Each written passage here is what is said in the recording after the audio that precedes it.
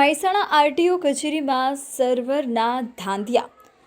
Conductor ભરતી માટે 2 licence લેવા આવેલા યુવાનો પરેશાન. 3 દિવસની મોટી સંખ્યામાં યુવાનો 2 લાયસન્સ માટે આરટીઓ કચેરી ખાતે આવ્યો છે.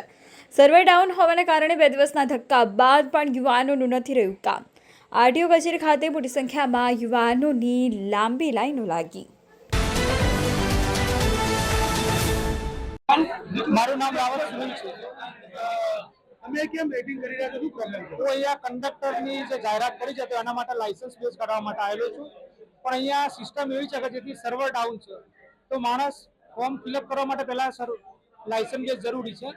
પણ સરકારને એવી અપીલ છે કે જેથી કરીને અહીંયા સર્વરનો ડાઉન છે, બરાબર, એટલે ઘણા બધા વિદ્યાર્થીઓ અહીંયા મોટી સંખ્યામાં ઉપલબ્ધ છે. બધે 4 દિવસથી બધા આવે છે, પણ એમનો લાયસન્સ બેઝ અહીંયાથી નીકળતું નથી. એનો પ્રોબ્લેમ એ છે કે સર્વર ડાઉન છે.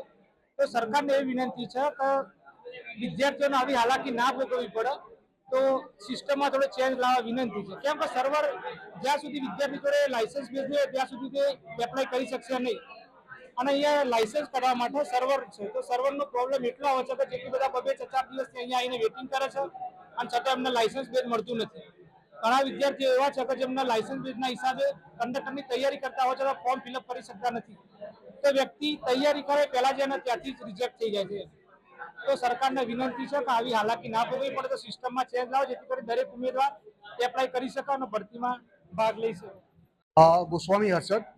હર્ષદભાઈ, આપ કેટલા સમયથી આવ્યા છો? લોકો કેમ અહીં લાઈન લગાવીને બેઠા? હું કલોલથી આવું છું.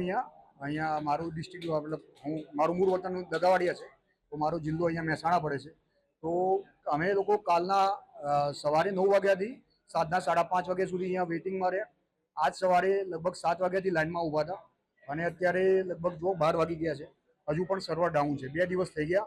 2 દિવસથી સર્વર ડાઉન છે. અમારા લોકોનું મેઇન કામ છે અહીંયા કે અહીંયા આરટીઓથી અમને સર્ટિફિકેટ મળશે બેઝવાળું, તો એને અમે ફિલઅપ કરીશું જેથી અમારું કંડક્ટરનું ફોર્મ ફિલઅપ થશે. અને આ પ્રોબ્લેમ બહુ મોટી થઈ રહી છે, તો પ્લીઝ રિક્વેસ્ટ છે કે આ પ્રોબ્લેમને થોડું સોલ્યુશન કરે આપણી ગવર્મેન્ટ, ગુજરાત ગવર્મેન્ટ. તમે લોકો તો જાહેરાત બહાર પાડી દો છો, બટ એનું વ્યવસ્થિત રીતે ઉકેલ નથી કરતા, જેથી કરીને અહીંયા waste of time and waste of money બંને ચાલી રહ્યું છે. તો પ્લીઝ રિક્વેસ્ટ કે આનું સોલ્યુશન જલ્દી થાય એવું તમે કરો. Thank you. અહીં આ લોકો લાઈન લગાવીને બેઠા છે અને હેરાન થઈ રહ્યા છે, શું કહેશો? અમે અહીંયા ક્યારના કલાકથી આવીને બેઠા છે અને એક જ વસ્તુ કહે છે કે છે ને સર્વર ડાઉન છે, તો તમે બહાર બેસો, અમે આવશે તો નંબર આવશે. પણ અમે ક્યારના બેઠા છીએ તો પણ નંબર નથી આવી રહ્યો. સો રિક્વેસ્ટ છે કે પ્લીઝ તમે આનું કંઈક કરો. તો આ રીતે જાહેરાત બહાર પડે અને પછી જો સર્વર કામ ન કરે તો યુવાનોને કેટલું હેરાન થવું પડે? એમાં બહુ જ હેરાન થવું પડે છે, કેમ કે એમાં છે કે જાહેરાતો તો બહાર પાડી દે છે એ લોકો, પણ બહાર બોલાવી પછી એનું સરખી રીતે એનું અરેન્જમેન્ટ નથી કરી શકતા એ લોકો. તો એમને હું રિક્વેસ્ટ એમ છે કે જાહેરાત પાડો તો એનું અરેન્જમેન્ટ સારી રીતે કરો તમે. વેટિંગ છે. કાલ સવારે બી સર્વર એવું હતું અને સર્વરના કારણે અમે 4 વાગ્યા સુધી બેઠા. 4 વાગે જણાવ્યું કે સર્વર નહીં જ આવે, તો કાલ સવારે આવશું. સવારે આવે તો પછી અત્યારે પાછું જણાવ્યું કે સર્વર લોડ છે, તો સાંજે 4 વાગે સર્વર આવશે. આ દરેક ફાઇનાન્શિયલ તકલીફો હોય જ છે. ગામડેથી લોકો દૂર બિલોંગ કરતા હોય છે, તો એમની જોડે બી પૈસાની સગવડ હોતી નથી.